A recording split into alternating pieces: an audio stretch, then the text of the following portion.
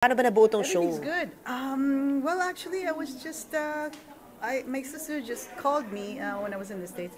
Tapos, sinabi niya kung if I want to do this show. Sabi ko, bakit hindi?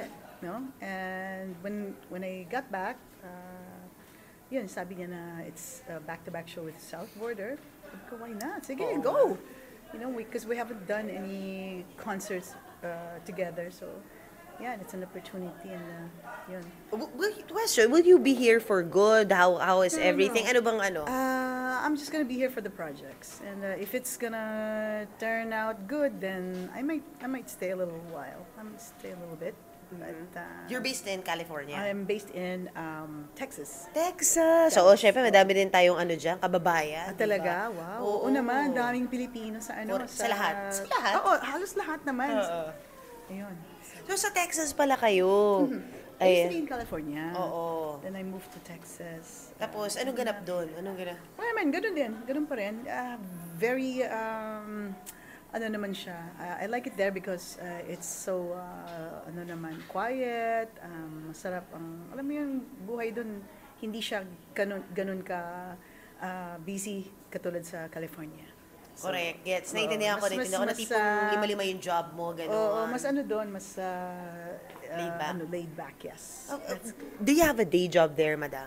I don't, well, I do some other stuff, but mostly kanta talaga. You know, I still love my craft. Yeah, Diba?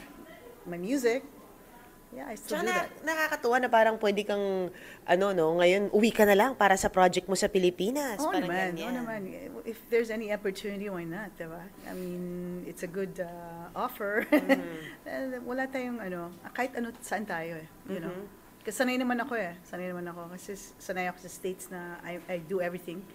So here, simple na lang.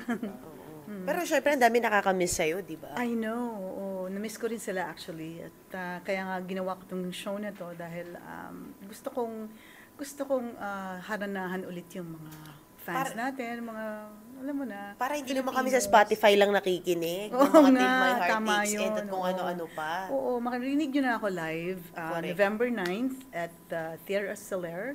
I'm gonna be with South Border. At yun po, 8 p.m. yung show. So, abangan po namin kayo doon. Sana pumunta kayo. Masaya ka ba today? Medyo pagod ng konti, pero ang saya ko, syempre. First rehearsal, second rehearsal, syempre. Ang saya nung... Excited na actually for the show. Hindi, actually, tanong ko, masaya ka ba bilang Amerikano? Kasi lumabas na results, di ba? I know. Ayoko magsalita. Pero, yeah, I'm happy. So alam ko na. Alam ko na. Bakit nga? Bakit yung mga Pilipino, ang daming pula? I don't know.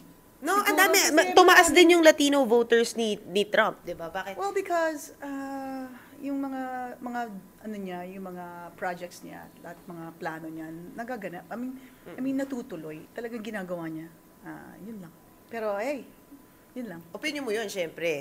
Hindi, yun, syempre kami dito sa Pilipinas, hindi naman kami Amerikano, no? Kaya kailangan na namin maintindihan yung mga kababayan natin. Bukod nga, kasi di ba sinasabi nila, madaming mga recorded na sinabi niya na hindi makababae, kung ano-ano pa. Pero ano yung mga, yung punto de vista mo bilang baka voter? ano lang siguro. Baka, alam mo na, kasi syempre pag tumatakbo ka sa, siraan yan eh. So, yun na lang din. Wala akong masabi kasi hindi ko naman alam ang nangyayari talaga sa ano nila, no. But I'm happy for him. Yeah. Oo. Pero syempre mas masaya maganda kami na na masaya rin ka. yun. 'Di ba? Na Mas okay maganda na rin na siya kasi lalaki, mas maganda ang president na lalaki. Kesa alam mo na, babae. Pero moderno ka. Makaano ka naman. Oo naman. Oo naman. Ano ibig sabihin moderno? Hindi kasi 'di ba sabi mo mas maganda yung presidenteng lalaki. Bakit? Bakit? Wala lang kasi syempre lahat naman ng masculine dapat kailangan ang mamuno lalaki talaga. Yun lang ang aking opinion ko lang. Opinion mo yan, of course. Pero that's it. Wala na. Tama na. Hindi ako. Correct. Oo, hindi syempre gusto lang natin maintindihan dahil nga from the Philippines, ang layo di ba? Kasi yung iba sinasabi nila, aalis na kami ng Amerika dahil nanalo si Trump, ganun. Pero it clearly shows sa numbers na nauuna siya. I'm sorry to make this to ask political. I just wanted to know from an American. Okay. Di ba, nakababayan Yeah. Oo natin? naman, oo naman. Maraming mga Filipinos na gusto si Trump. Yun nga yung naririnig din naman namin from ano. But anyway, going back to the concert, ano po yung, wait, are you writing new songs? May bago ba kayong pakikinggan? Yes, oo, actually, marami akong nasulat na songs. Inaantay ko na lang kung anong magandang songs na para sa 2024 na yung medyo magandang pakinggan ng mga tao, ng mga radio listeners. Pero meron na kami. I have few songs. How's the beat? Ano ba? Ganun pa rin? Hindi Did na you siya veer sad away? masyado. Kasi Oo. I'm trying to, medyo iniiba ko ng konti. Kasi pag sinabing kanta ni Ella May Saison, masyadong malungkot. This time, iba naman. Iniiba ko ng konti. Pero maganda pa rin siya. Pero masakit pa rin. Hindi naman. Hindi na nga, medyo. Oo. Medyo ano na siya, happy na siya ngayon. Happy ka na. Oo. In your happy era ka na. Hindi na till my heart aches end. Oo. Siyempre, kailangan sumabay sa sa bagong tunog, di ba? Speaking of sumabay sa bagong tunog, are you keen on working with the young ones right now? Di ba yung mga bago sa industriya? May mga nagpapahiwatig ba? Opo. Well, may mga iba. There are some artists na who wanted to, collaborate with me. Pero, we'll see. Tingnan natin kung anong mangyayari. But, malay mo, diba? Malay mo meron. Ay, nakakatuwa. And wait, so kailan kayo babalik ng Amerika? Matagal pa. Kasi I have projects pa here to finish. Marami pa. Bininig ko para may We bar have- tour, ah. We have to, you just have to watch out kung ano yung darating. And I'm so happy about it. Are you And, are you doing like television? We'll Yung see. ba yun? Yung ba yun? We'll see. I love There's it. a Something in the horizon. Yes. Something is cooking somewhere. So anyway, tingnan natin. I love it. And ano dapat nila abang kasi Sabado na pala tong show. Oo, abangan nila ang the best na actually yung performance namin kakaiba. Syempre collaboration with South Border. So syempre ibang-iba, iba yung music talaga namin.